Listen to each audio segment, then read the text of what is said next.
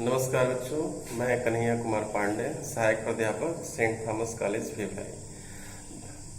BEd पाठ्यक्रम में पहले दिन जो पहला टॉपिक था उसमें हमने करिकुलम पे बात की और करिकुलम के जो अर्थ और परिभाषाएं हैं उस पर हमने विचार किया। उसके बाद जो हमारी जो मूल बात है वो जो दूसरी बात है कि अगर करिकुलम अगर है, विद्यालयों में करिकुलम का जरूरत है या करिकुलम का उपयोग है या उसकी मतलब उसका कोई रोल है उसमें, तो करिकुलम का आवश्यकता हमको क्यों पड़ी। मतलब पहला उसका मूल बिंदु प्रश्न आता है कि उसका फर्स्ट क्या है, उसकी नीड जो है, क्यों हमको मतलब एक एजुकेशन सिस्टम में आपको करिकुलम का नीड है। तो जैसे देखिए, अगर मकान बनाया जाता है तो किसी मकान को बनाने में हम रेती का उपयोग करते हैं, छड़ का प्रयोग करते हैं, ईंटे का प्रयोग करते हैं, मिस्त्री काम करते हैं, मैन पावर जिसको हम मानव संसाधन बोलते हैं। इसके अलावा उसके बाद बहुत सी चीज़ों का हम उपयोग करके एक छोटा सा मकान या बड़ा मकान जो भी है, हम मकान का निर्माण करते हैं। उसी प्रकार जब एक बच्चा को हमको बनाना है, एक बच्चे को एक अच्छा भविष्य देना है, उसको एक बोलते हैं कि जो शिक्षक है वो राष्ट्र का निर्माण करता है। तो राष्ट्र का निर्माण कहाँ से, मतलब राष्ट्र का निर्माण तो बच्चा जब हमारा समाज का बहुत बड़ा एक अंग बनेगा तब तो राष्ट्र का निर्माण होगा। तो जब हमको बच्चे का निर्माण करना है तो उसकी जरूरतें होती हैं और उसकी जरूरत होती है कि पाठ्यक्रम की जरूरत उसमें विद्यालयों में आती है। पाठ्यक्रम की जरूरत ये होती है कि पाठ्यक्रम जो होता है वो एक सुनियोजित उसका एक उद्देश्य होता है। मान लीजिए बच्चे को साल भर का जो क्रियाकलाप है वो एक टीचर के पास कैसे आएगा। अगर पाठ्यक्रम का निर्माण होगा तो शिक्षक के पास उसके मतलब जो भी चीजें हैं साल भर पढ़ानी है, जो गतिविधियां हैं, कल्चरल होता है, डांस होता है, उसके बाद को करिकुलर एक्टिविटी है, एनसीसी होती है, एनसीसी में भी वॉलंटियर्स काम करते हैं, एनएसएस में जाते हैं काम करने, बहुत से समय में मतलब बहुत सी चीजें सिखाई जाती हैं, एक सामाजिक रूपरेखा होती है। तो इन सारे उद्देश्यों का जो समायोजन होता है वो एक पाठ्यक्रम में होता है। तो जैसे क्या है, पाठ्यक्रम का जो एक उद्देश्य है कि हर क्लास में देखिएगा कि आपका एक वेरिएशन होता है और हर क्लास का एक कंटेंट का डिवीजन होता है। तो हर मान लीजिए अगर 12 साल का बच्चा है तो उसका मानसिक स्तर अगर 12 साल का है तो हम 16 साल के बच्चे के मानसिक स्तर के बराबर शिक्षा नहीं दे सकते। और 12 साल के बच्चे को अगर हम 8 साल के बच्चे के बराबर की शिक्षा देंगे तो भी वो कहीं ना कहीं हमारे लिए नुकसानदायक है। तो उनके मानसिक स्तर से उनके उद्देश्यों को पाने के लिए हमको करिकुलम का जरूरत पड़ती है। पहला बिंदु उसका होता है उनके उद्देश्यों की प्राप्ति होती है। उनके उद्देश्यों की प्राप्ति मतलब हर क्लास में उसका कंटेंट हो। मान लीजिए 5वीं तक प्राइमरी हो, साक्षर बोलते हैं, जैसे साक्षर बच्चे 8वीं तक पढ़ते हैं, जिसे प्राइमरी सेक्शन, मिडिल सेक्शन बोलते हैं, प्राथमिक, पूर्व प्राथमिक हो या आजकल आ गया है, नर्सरी है, एलकेजी है, यूकेजी है, उसके बाद मिडिल है, अपर प्राइमरी, उसके बाद सेकेंडरी, सीनियर सेकेंडरी और हायर एजुकेशन जैसे यूजी एंड पीजी पाठ्यक्रम होते हैं। तो हर क्लास का जो कंटेंट है, मान लीजिए अगर 10वीं के बाद बच्चे को डॉक्टर बनना है, इंजीनियर बनना है या कोई भी समाज सेवी बनना है, कुछ भी बनना है, तो उस चीजों को उसको समझ कहाँ से आएगा।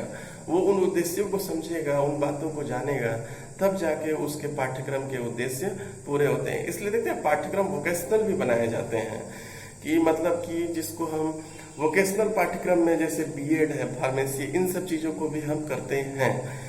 तो उसी तरह मतलब कि दूसरा बिंदु जो है उनके उद्देश्यों की प्राप्ति है, पाठ्यक्रम उद्देश्यों की प्राप्ति की तरफ ले जाता है। दूसरी बिंदु है आपका क्रमबद्धता। मतलब बच्चा जब पहले दिन क्लास में आता है तो आप देखते होंगे कि किसी भी किताब में छपा होता है कि पिछली कक्षाओं पर आधारित पहला अध्याय होता है। उसके बाद थोड़ा सा कठिन उससे शुरू होता है, उसके बाद थोड़ा कठिन होता है, धीरे धीरे लास्ट में जाके पूर्णतया कठिन मतलब अध्याय आते हैं। मान लीजिए अगर 10वीं का अध्याय अगर आप देखते हैं गणित का, तो उसमें क्या रहता है, पहले आपके पूरी कक्षाओं में जो जानकारियां हैं वो उसमें भिन्न है, करनी है, जो भी छोटी छोटी चीजें रहती हैं उनको पढ़ाया जाती है। उसके बाद उसमें क्या आता है, देखिए linear equation in 1 variable, linear equation in 2 variable, polynomial, उसके बाद क्वाड्रेटिक इक्वेशन, उसके बाद हम मेंसुरेशन, उसके बाद जब आती है ट्रिग्नोमेट्री, उसके बाद आता है हाइट एंड डिस्टेंस, जो कि बच्चों के लिए पूर्णतः कठिन होता है। तो पाठ्यक्रम का जो एक क्रमबद्धता है वो भी एक बहुत मायने रखती है।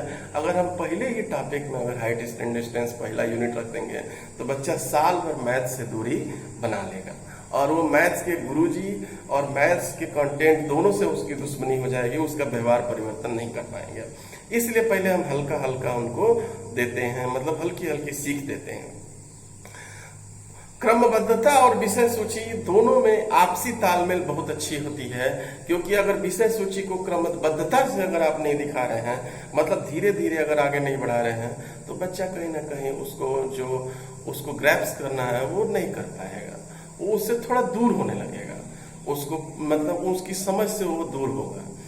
उसके बाद जब इसकी जरूरत है, जो पाठ्यक्रम जो उसकी जरूरत क्या है, किस बच्चे को कितना, मतलब जैसे एक डॉक्टर भी होता है तो किस बच्चे को कितनी दवा देनी है, उसी तरह एक शिक्षक होता है किस बच्चे को कितना पढ़ाएंगे और कितना देर पढ़ाएंगे तो वो बच्चा पढ़ने में विश्वास रखेगा।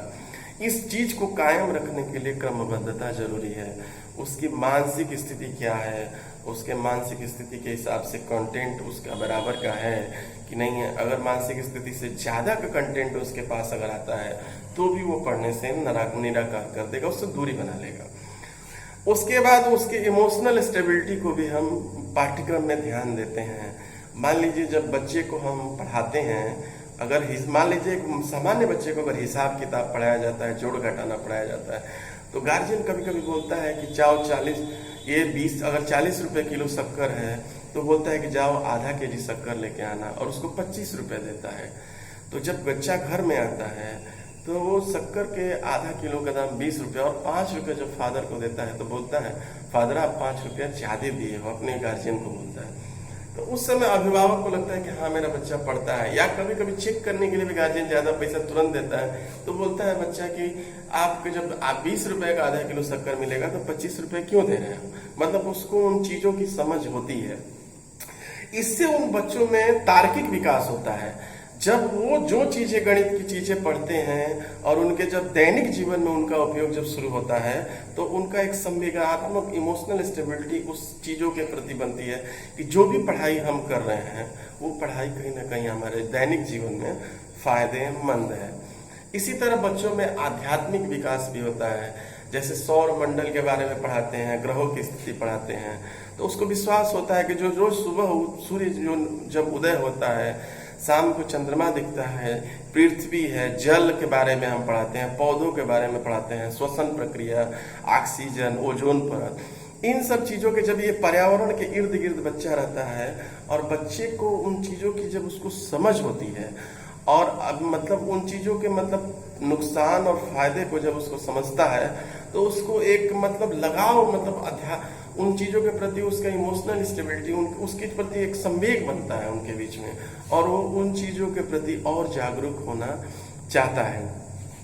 इसी तरह पाठ्यक्रम की जो जरूरतें हैं, आवश्यकताएं, इन सारी बिंदुओं का उसमें रहता है। उनका मानसिक विकास, उनका बौद्धिक विकास कैसे होता है, अगर उनकी तार्किक शक्ति अगर अच्छे बनते जाती है, तार्किक विकास अच्छा होता है। जैसे बच्चा जब आपसे रीजनिंग करता है कि किसी भी बिंदु पर अगर वो बहस करता है या किसी चीजों पे अच्छे जवाब देता है तो आपको भी खुशी होती है कि बच्चा आपका पढ़ाई लिखने में अच्छा है, प्रश्नों का उत्तर अच्छा करता है, तो उनके बौद्धिक जो विकास है वो सब चीजें। तो जो पाठ्यक्रम की जो आवश्यकताएं हैं वो उन सब चीजों पे, आवश्यकताओं पे असर आता है। इसलिए पाठ्यक्रम में जैसे उद्देश्य है, उद्देश्यों की प्राप्ति है, क्रमबद्धता है, विषय वस्तु है, शारीरिक मानसिक विकास है, बौद्धिक विकास है, आध्यात्मिक विकास है, इन सब चीजों पे तो पाठ्यक्रम एक ऐसा पूर्ण समायोजन है जहां तक छात्र को संभव हो निश्चित उद्देश्य और परिणामों को प्राप्त करने में हमारी मदद करता है। इसलिए हमको पाठ्यक्रम की आवश्यकता है, मतलब जरूरत पड़ती है। इसके नेक्स्ट एक्सरसाइज में हम पाठ्यक्रम से कुछ और बातें करेंगे। धन्यवाद।